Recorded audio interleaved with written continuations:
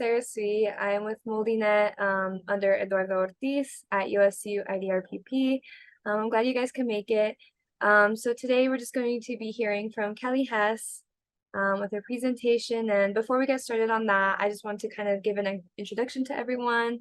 So we'll just kind of popcorn around. We can say like our name, our career, or what you're like doing currently, and just like a hobby you have.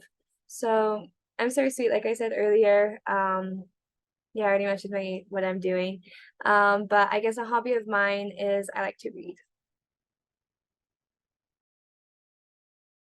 I guess I can go next. I'm Sarah Baker. There are two Sarahs on the MultiNet project. It was only a little bit confusing. But with a name like Sarah, I think we're both used to having duplicates in circles.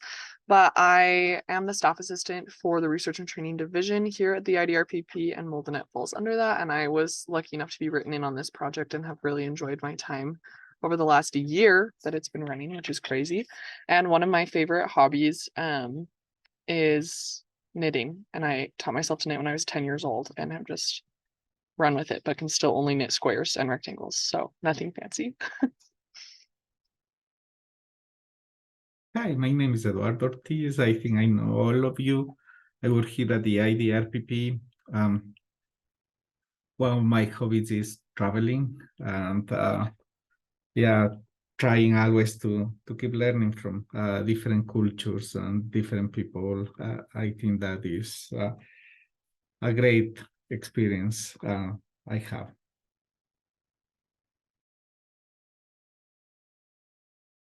I'll go next. I'm Randy Williams. I'm emerita at USU. I'm a folklorist and ethnographer.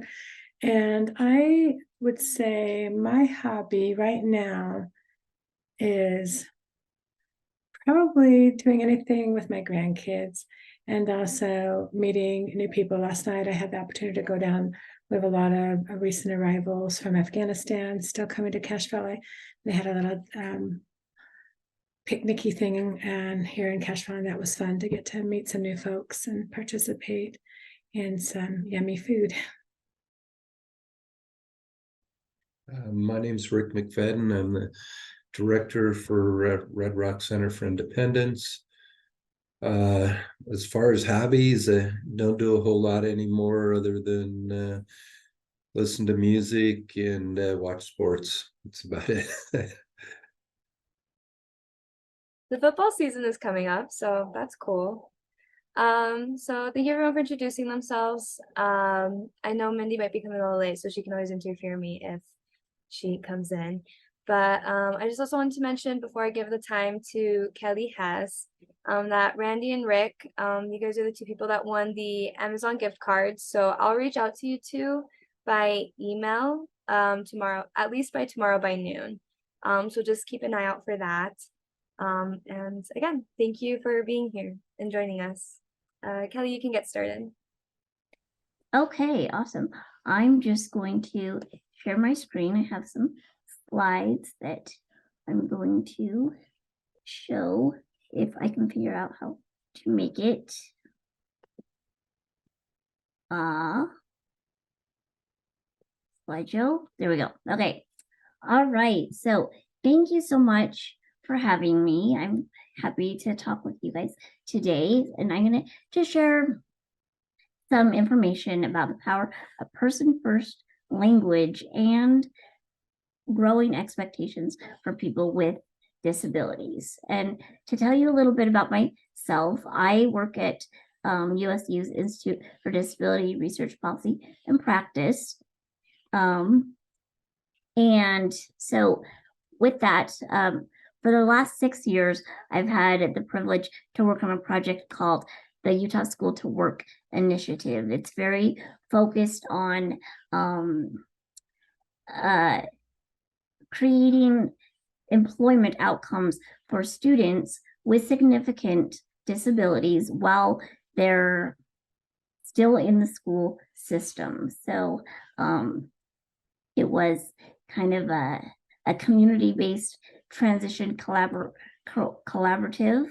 And that project has, although it's formally wrapped up, there are still teams that were built through that project that are still in operation. And now, currently, I'm doing 2 different trainings that again are focused on employment for people with disabilities. That's kind of where my interest and my heart is. So I do a training for special education transition teachers, and it's elements of customized employment. If you're familiar with that model, it's a model of exploring employment. And then I do a training with groups of individuals with disabilities and their families, and it's called Guided Group Discovery. And it's such a fun class. That's the one I enjoy the most, just because I love discovery. I love working with individuals with disabilities and helping them get excited and grow a vision for employment possibilities for them. So today I am going to talk a little bit about the expectations we have for people with disabilities, whether it's people that we are support, maybe we're a support provider for people with disabilities, maybe we have family members, or maybe we're a person with a disability ourselves.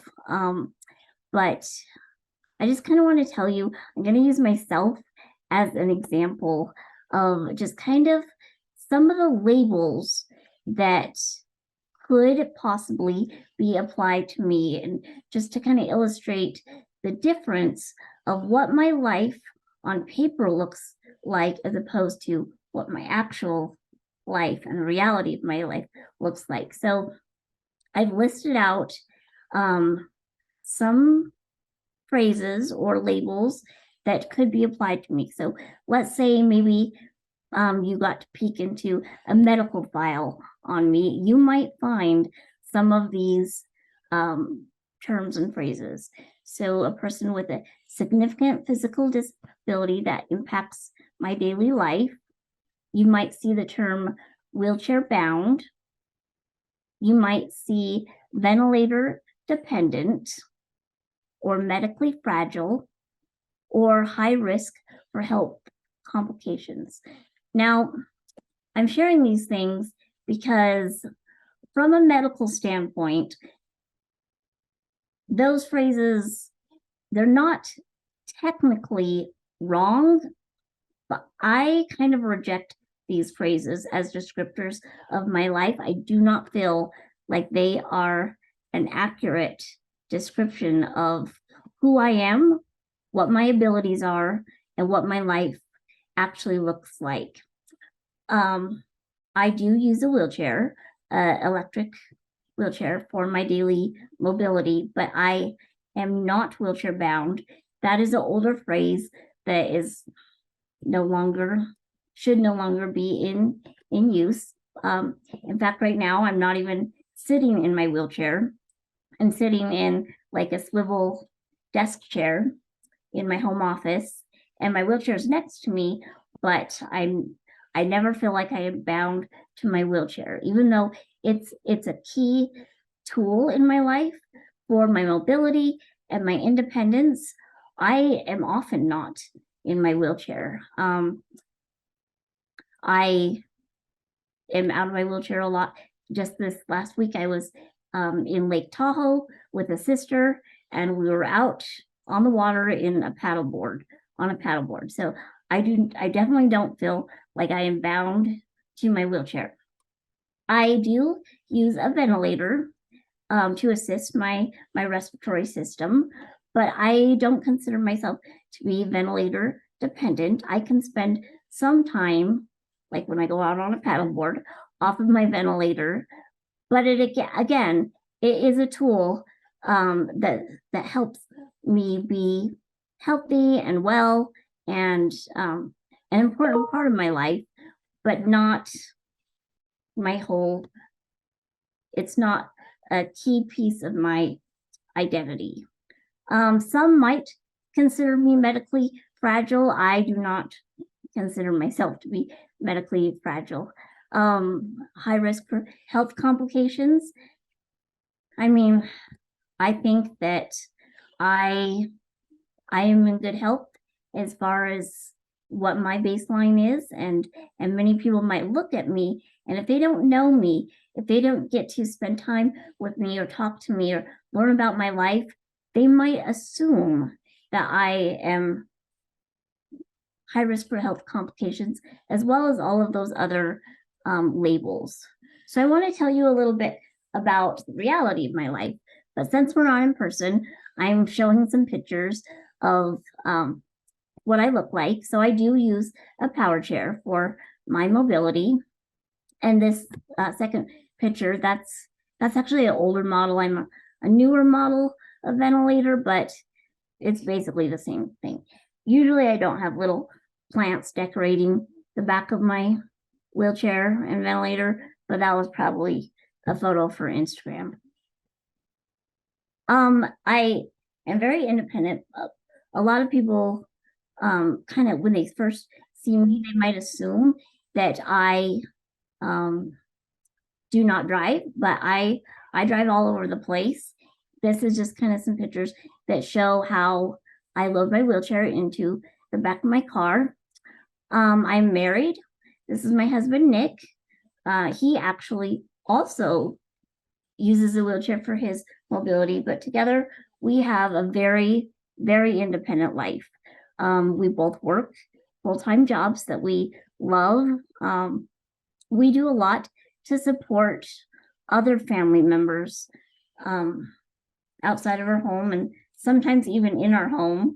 And so again, people might meet us and look at us and assume that we need a lot of support, and everyone uses support, right? But it's not always labeled as supports. But think of your own life, think of your relationships, your family, and what that kind of looks like, and how you might support people and other people might support you. But when it comes to people with disabilities, we like to label a lot of things, especially the type of support that is needed. I have lots of diverse hobbies.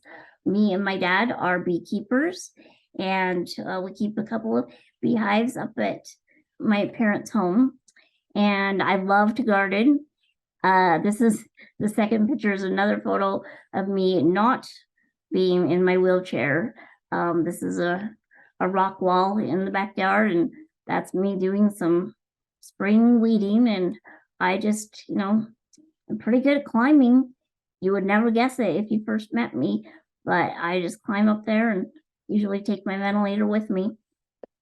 I'm an artist. I love to paint. That's one of my hobbies.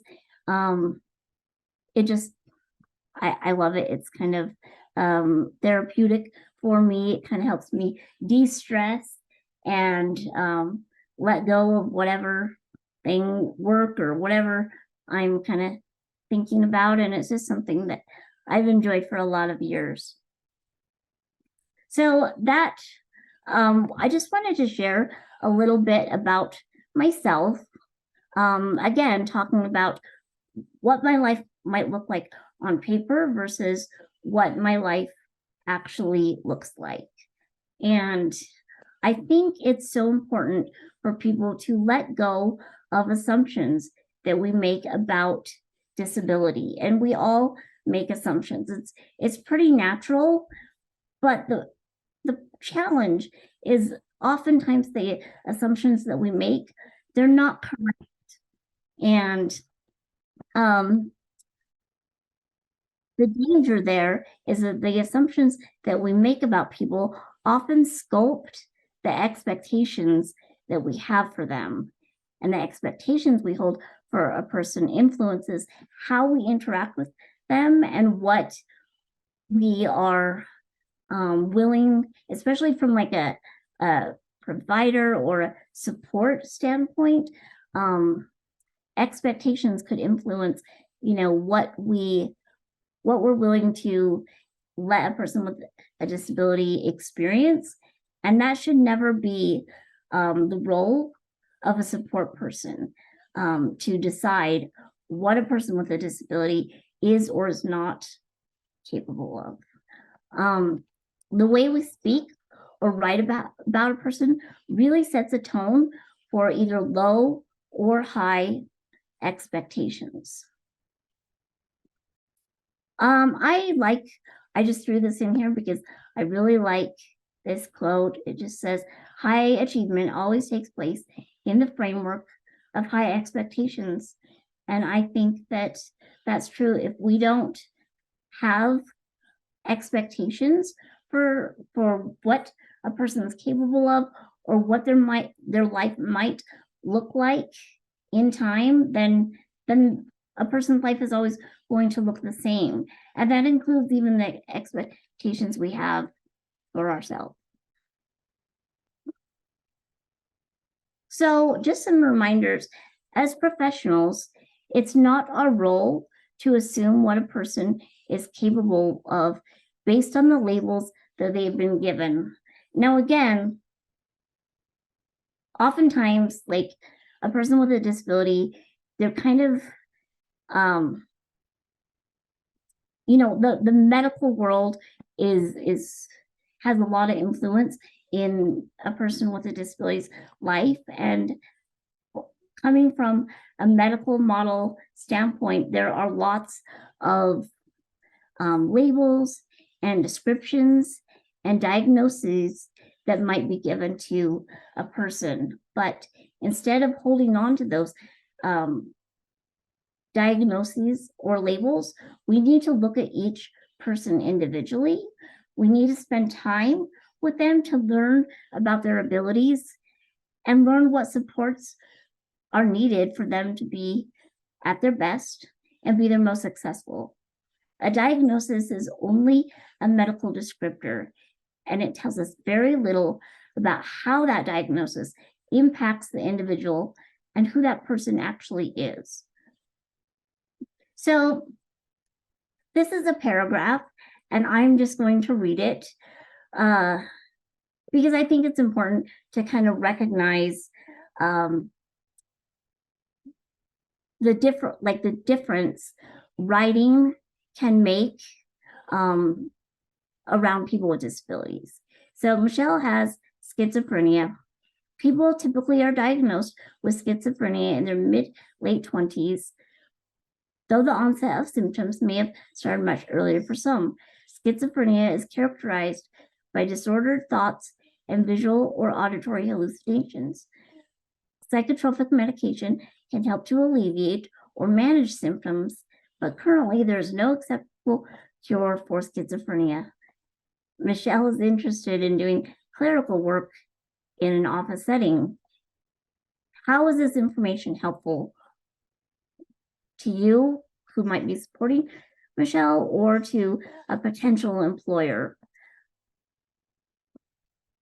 My thought is it is not helpful at all. It tells you some very generalized information about a diagnosis that has been attached to Michelle, but it does not tell us how that diagnosis actually impacts Michelle. It doesn't tell us anything about Michelle herself, what her strengths are, what her interests are, and what her abilities are. So the second paragraph says, Daniel has been working on computers since he could walk. He completed the A1 level computer technician certification and recently finished an internship working with a local computer company, installing security features on company networks and training employees how to use them. He also has strong skills with basic computer software programs and excels at troubleshooting common issues. Daniel has an auditory processing disorder, so written instructions are more helpful than verbal. Because he writes so much down, he has developed excellent note-taking and organizational skills. So I just wanted to read through those paragraphs just so you could see kind of the contrast in how information is shared and presented. So obviously this paragraph talks about Daniel's training, his knowledge, his certifications, and what his actual strengths and contributions for a work setting might be. It takes a accommodation that is ideal for him, but it makes it a strength. I like the part that says Daniel has an auditory processing.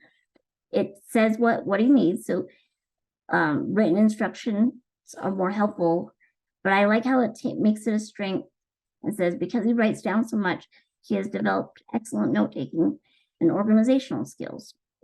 So again, those are just to kind of illustrate the contrast and really looking at the individual, remembering that this is a real person, like this is a person. I think sometimes as professionals, we can get caught up in, you know, those labels and the diagnosis that they might have. And when someone has a diagnosis, we tend to make a lot of assumptions about what the person is capable of. And that's a practice that I think we really need to try to move away from. So now I want to talk a little bit about person first language. And maybe you're already familiar with what this is. So if you are, then this might be a little bit of a review. But person first language essentially is a practice of putting the person first in your speech and in your writing. So instead of saying a disabled person, you might say a person with a disability. It's critical in word, thought, deed, and writing. I think that it's semantically important. Some people, when I've shared this information before, I've heard, well, is it really that big of a deal? I think that it is, because the way we talk about people, I think that it kind of sets a message or an undertone that can have a significant impact. A person is always in the driver's seat, and employers need to understand the person, not the disability.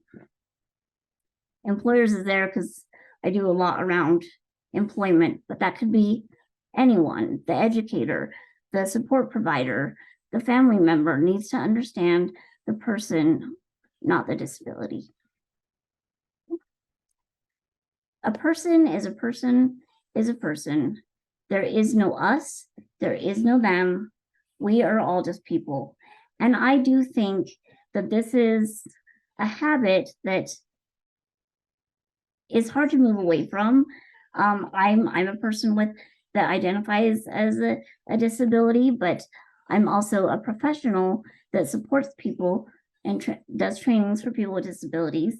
And it can be, I have to often remind myself that there's not a separation of people with disabilities versus everyone else. We are all just people. So I just think it's such a good practice to speak and write about a person in the most empowering way possible. Sometimes this means we need to recondition ourselves to frame supports in the most positive way rather than focusing on the challenges or deficits.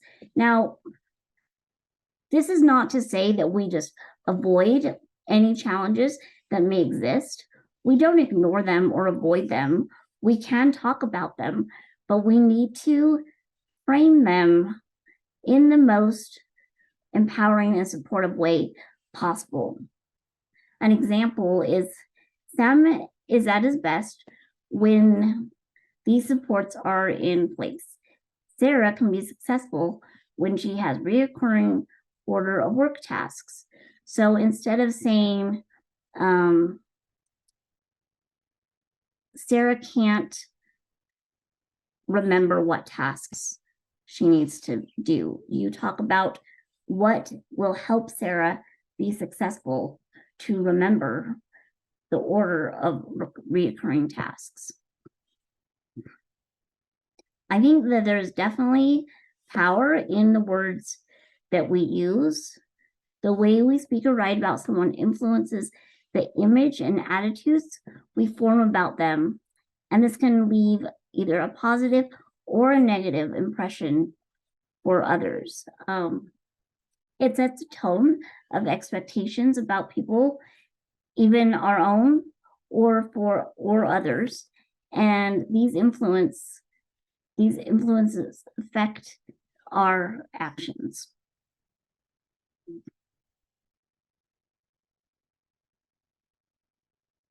So sometimes changing the way we speak and the words we use can be a little bit difficult. I've just really, in recent years, tried to notice the habits formed around language we use. And habits are formed because we just hear the same types of phrases a lot, and like we hear other people use them, and mentally we kind of grasp on to those phrases when maybe we shouldn't be hanging on to them. Maybe we need to think about other ways to describe or discuss people that are more empowering. And so the practice of using people first language sometimes does require changing phrases or words that have just become common habit because it's something that we hear often.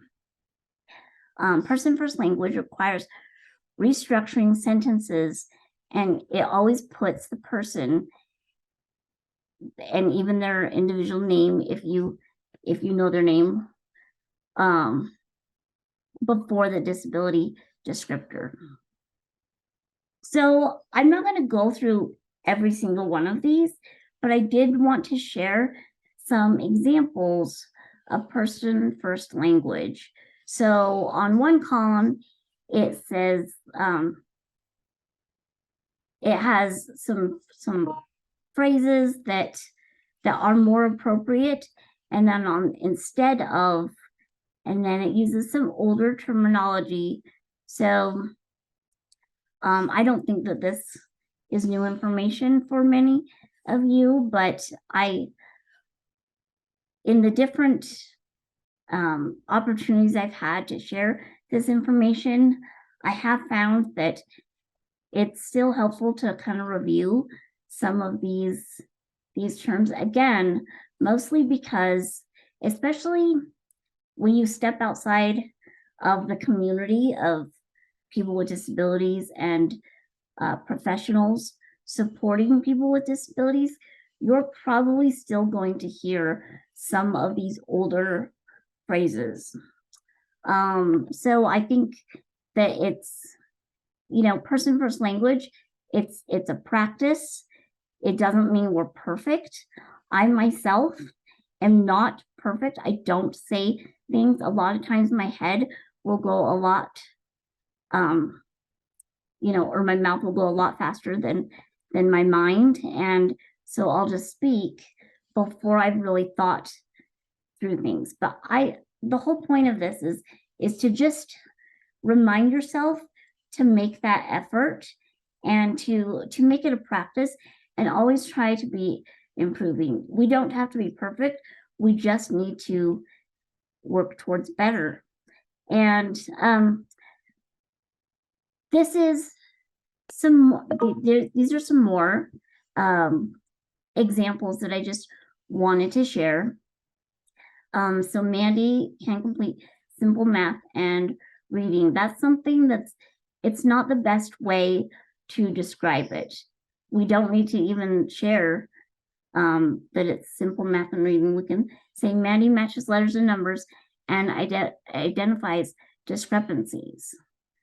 So sometimes I think as professionals, it's not that we're trying to be disrespectful, but I think we can all do better at being a little bit more mindful about the information that we share about people with disabilities and whether or not it's even necessary to share the information or not. We want to give the most respect possible, and we want to protect people's dignity as well as we can. And so I think that this can happen. One of the ways this can happen is through the way we speak about disability. So again, I'm not going to go through all of these, but I just wanted to share some examples to kind of help give you some reference on better ways to phrase things.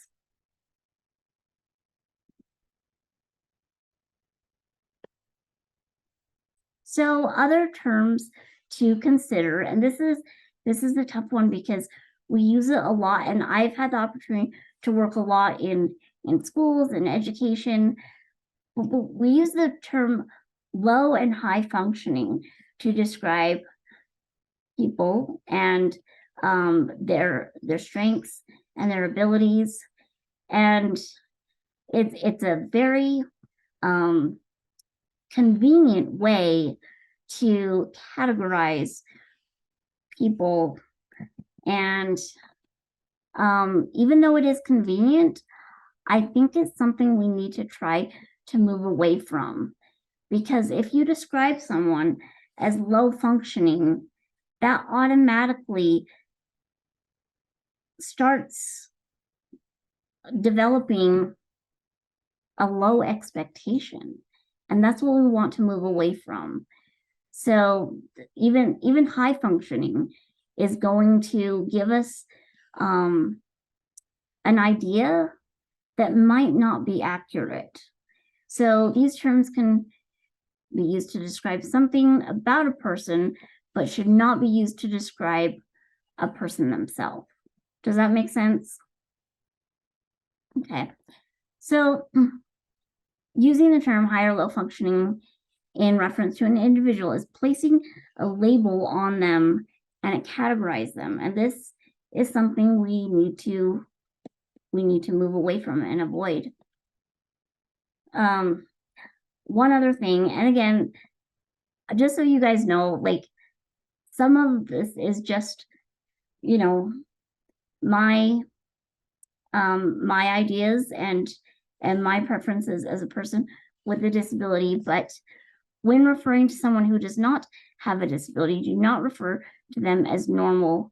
This implies that people who have disabilities are not normal. I've heard people come up with alternative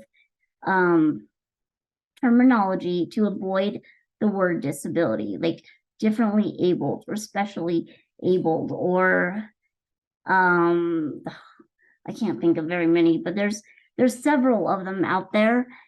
And I feel like that is also a disservice to people with disabilities. Disability is not something that needs to be painted over or tried. We don't need to try to dress it up as something, because that implies that it's something bad, something negative, something we want to change. And that's not reality. That's not what we need to do. And then to just remember that a disability descriptor is simply a medical diagnosis. It doesn't speak to a person's value or abilities. People First language respectfully puts the person before the disability. Now, I like to use person first language. I feel like, especially from professionals supporting people with disabilities, I always recommend it as kind of the default way to start engaging with people with disabilities. However, I will mention that there's other types of language. There's identity first language that many people with disabilities prefer. And I don't think I've included examples of identity first language, but I would say, and so an example of identity first language is someone with a disability just wants you to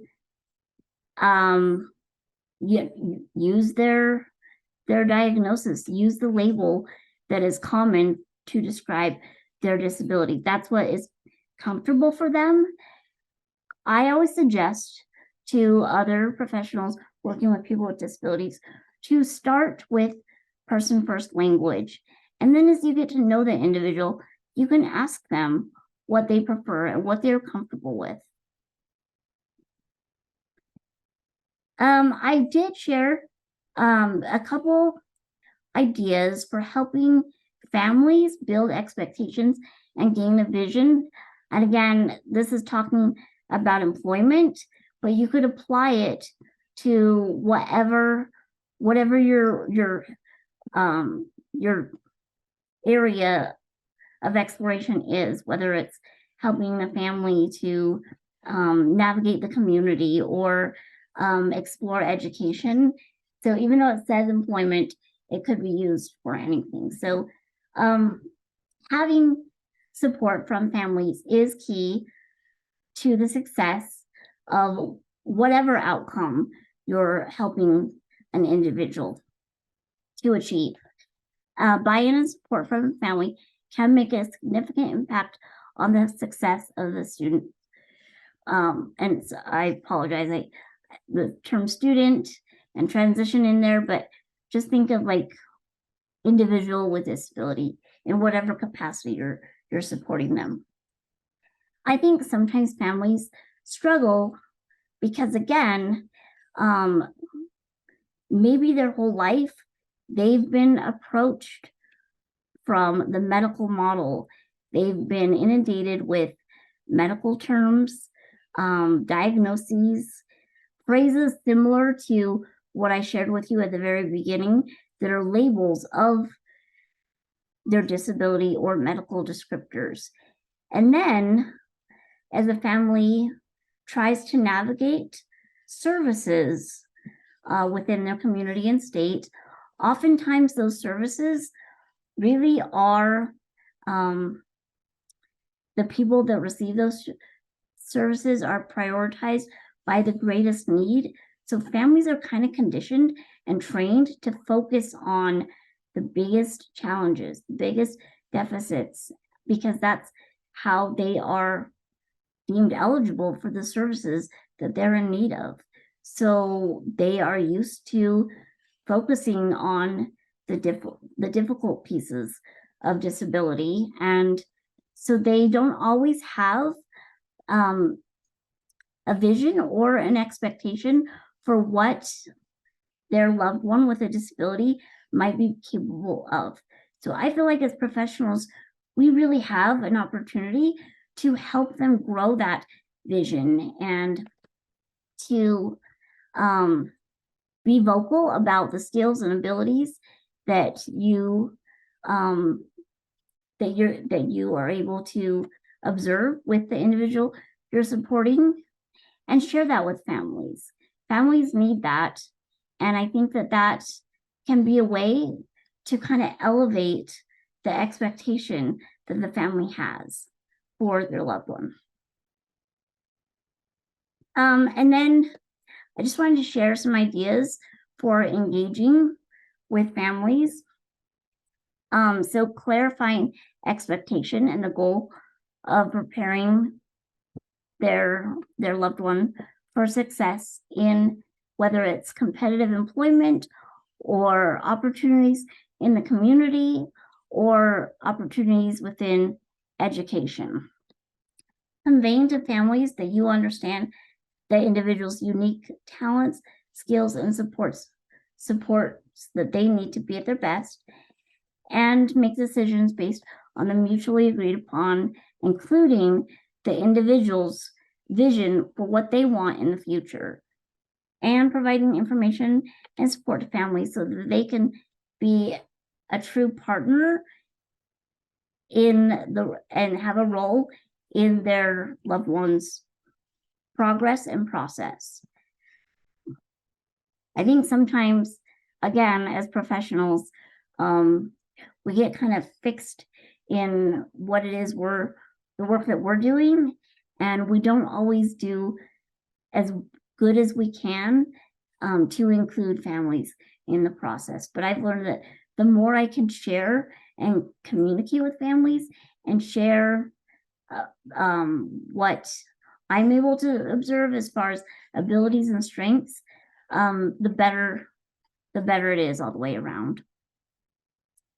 So I just kind of wanted to end with some ideas for you guys to think about. What practices can I implement to lessen assumptions and biases?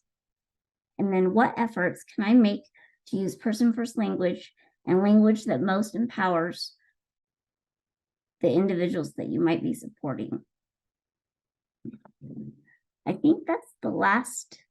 Oh, well, I have my contact information, but I want to see if you guys have any questions about anything that we've discussed, including just moving away from assumptions or the use of person-first language.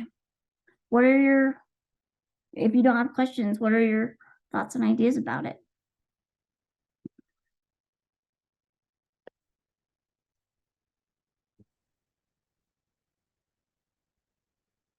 This has been so helpful. I really appreciate it. I first became a little bit more aware of people first language when I was working with folks suffering from substance use disorder and working in drug court. And one of the ethnographic comics deals a lot with, kind of language and so forth. But some of the things you said today are really thought-provoking to me. I really appreciate thinking about, we're all almost sometimes maybe I'm hearing you say you don't necessarily even need to invoke anything.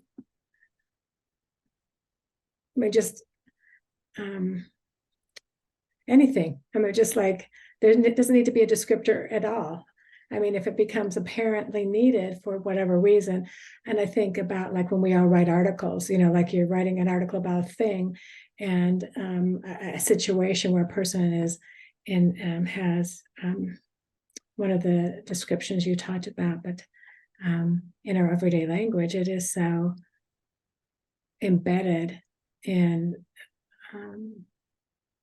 the way we've been taught or we've heard other people. And so these examples of, and I'm using the word normalizing in quotes, like we get away from what we've always done and do something different. So that's what I'm talking about. This is really, I won't share them or anything, but I took a bunch of screenshots because what you've shared is so important. And sometimes people, that I interact with, I might want to give a little way of thinking of it differently, but I don't want to be annoying or something. And I love how you've shared some ways to talk about this, maybe with a parent or, like my own parent or something. Thank you so much. When you do, I was just going to ask you, so I didn't interrupt. When you do trainings with people, it sounds like a lot with families or just interactions, not necessarily trainings. What are some of the key things that you see people like me that would be advice you would give for like families? Mm-hmm. I think that I would just encourage them to try new things. I think that families, and please know that I'm not coming from a place of judgment on this, but families want to keep their loved ones safe. They want to. That's their role, and that is right. But within that, they sometimes don't want to try new experiences because there is some fear with trying new things, and their priority, as it should be, is to always keep their loved ones safe. But sometimes that can be that can set some limitations on an individual. And so I would say you want to manage the risks for sure. You don't want to do anything reckless or overly dangerous, but there's something called dignity of risk, where we allow people with disabilities the opportunity to maybe not succeed. And that is not necessarily a negative thing. Nobody wants to fail. Nobody likes that. As human beings, none of us want that. But it's something we need to kind of learn to do a little bit better, to try something and maybe it doesn't work out, and that's okay. But we still keep trying for things. We try new experiences, because if we don't, then our world and our lives are going to stay quite small. So I would encourage families to try new things, try lots of different experiences, to put even responsibilities on their loved one, including and again, I'm always thinking like within the employment framework, but I encourage families to assign house chores to people. Maybe it's not going to be done to the level of completion or satisfaction as what is ideal, but if we don't give people responsibilities, tasks, and ownership in their own lives, then again, our world will stay very, very small. So that's what I would encourage families to do. But I appreciate your feedback and thoughts, and you're so right on target. Sometimes we don't even need to discuss what the diagnosis is. We don't need to attach that to the name. We have to think, is this information even needed or relevant? And often it is not.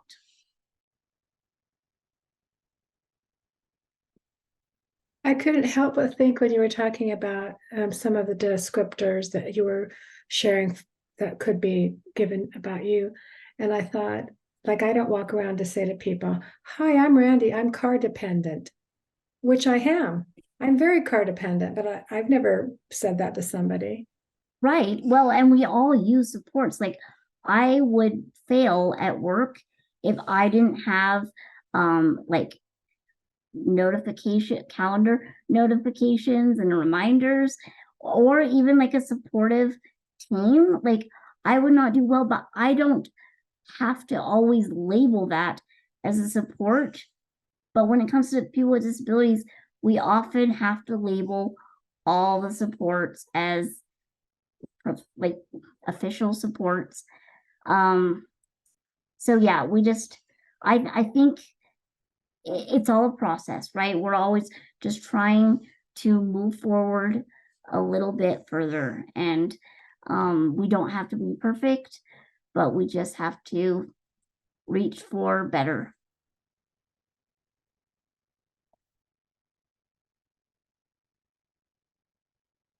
Kelly, I had a question. Yeah. I'm like Randy. I've been like taking so many notes and taking screenshots. I'm loving everything you're talking about. And I had a thought. You briefly mentioned the difference between like person first language and identity first language. And I know it seems from my experience that there are like certain groups of people that tend to prefer identity first versus not. But that's not always the case. So I guess my question is, hold on just a second, sweetie. My question is, like, from a provider standpoint, from like the professional standpoint, what's a good way to like bring up that? Because I'm assuming the best way to handle that is to have a conversation about, what do you prefer? Do you want me to say you are a person with disabilities or a disabled person, or what, whatever it is we're talking about? I'm curious your thoughts on that. Yeah, no, that's a really good question. And I'll be honest, at times it can be a little bit awkward to navigate. And as I've encountered it, sometimes I've wondered, are they referring to themselves in the way that they are because that's what they prefer? Or is it because that's what they've heard and they haven't really had the opportunity to do it a different way? Especially, so they're like, Well, maybe no, especially for both. I think that's true for both individuals and family members. I often encounter family members that I'll be a little taken aback at just initially with like how they discuss disability, and then I have to remind myself like why that is, how they've been conditioned by medical professionals and society in general. And so maybe they're not using the most empowered language. But I would just, as you get to know the individual or the family, I think it's always a good practice to model person first language. But if they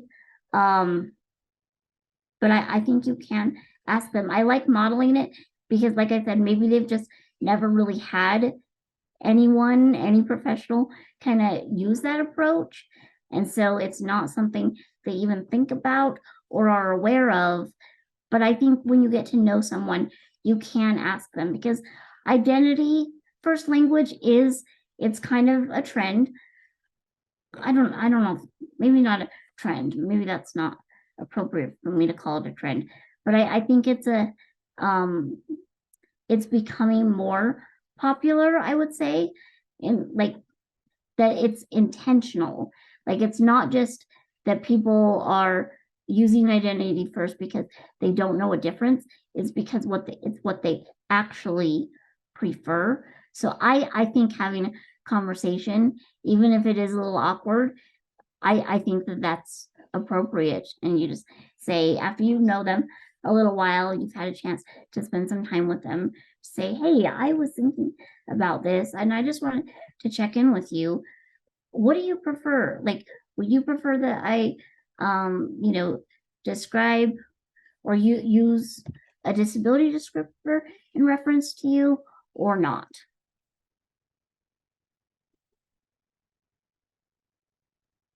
Thanks. I think that's a really good, it is kind of it can be an awkward conversation to start, but I think what you mentioned to do first is important, is to like get to know them, spend some time first before you it up, so that they know you're coming from a place of respect. Yeah, for sure. That'll help. Thank you.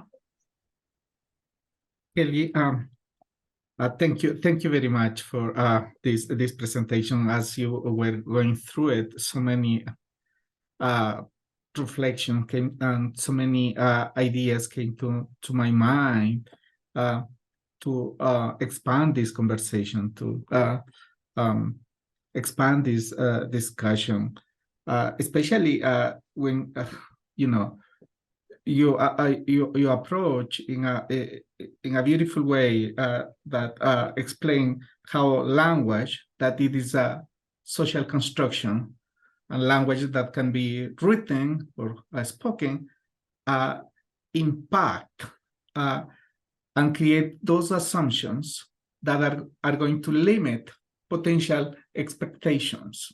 So there is a sequence there. And if we are interpreting those descriptors in the wrong way, and that is very easy to fall on that, because if we read a descriptor, those assumptions are coming to our mind. Based on those assumptions, we are creating the expectation of the person that we are talking with or we are talking about, and that is detrimental. It's hugely in a negative way. It's very impactful.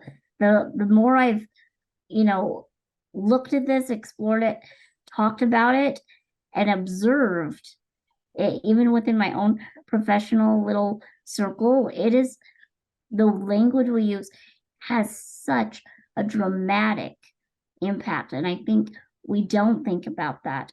I think we underestimate that all the time.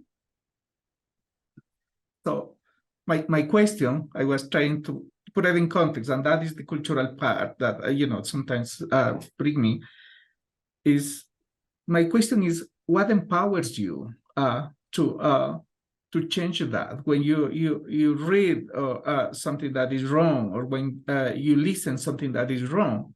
what empowers you to correct or to change that? Because I know that it is sometimes it's a pattern or it might be repetitive because of the context. Yeah,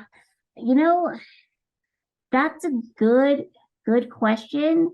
And I don't know if I can have a direct answer for what empowers me to do it, but I think over the recent years, it's just become so important to me, especially in like the opportunities I've had to do trainings. And I'll be honest, so I help with a customized employment training, and my colleague Trisha Jones Parkin, she's kind of the lead on it, but she always asks me to do kind of a values piece and share information very similar to what I've shared with you today.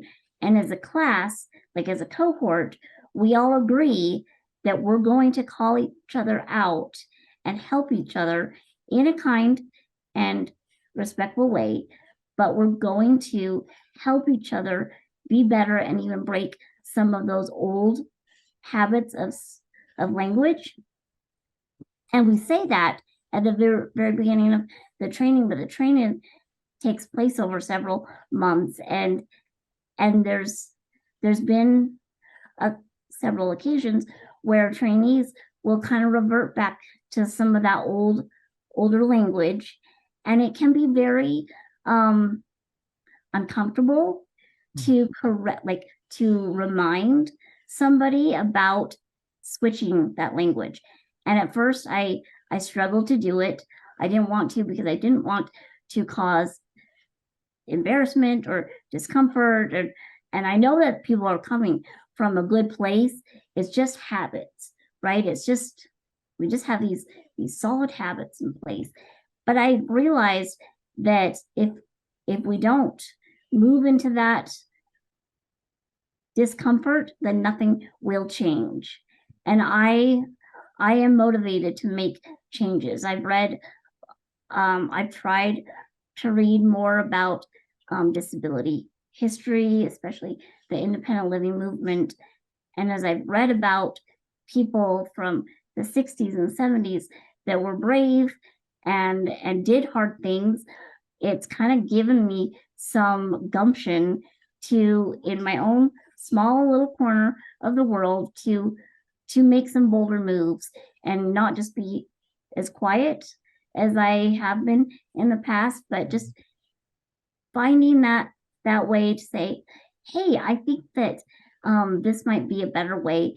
And sometimes it means you don't do it in the meeting or the training, but you talk to them off to the side or offline and just say, hey, I know where you're coming from, but what if we implement this practice instead? And sometimes it's just a matter of because as much as we try to model it, people don't always grasp on, so they need a little bit more of a direct reminder. I don't know if that answers your question as far as what motivates me to push forward on it, but that's, I think that's kind of where I'm coming from. Is I've just realized if I just keep on going along, and if I don't speak up, then people will continue to use phrases, but not just use them, but others will continue to hear them, and that's having an impact as well. Well, Kelly, we are glad that you are empowered and motivated to teach us, and we are willing to keep learning. But I also know that time flies, and we already have a few minutes over. I really appreciate your time, your effort that you put it in this activity, and Kelly. We are so proud of you. It's great to have you here and listening your words and your perspective. Again, appreciate all the participants. thank you very much. You gave us a lot of meat to reflect. Those questions are some examples of how much we need to expand this conversation and those discussions, and hopefully we are gonna create those opportunities.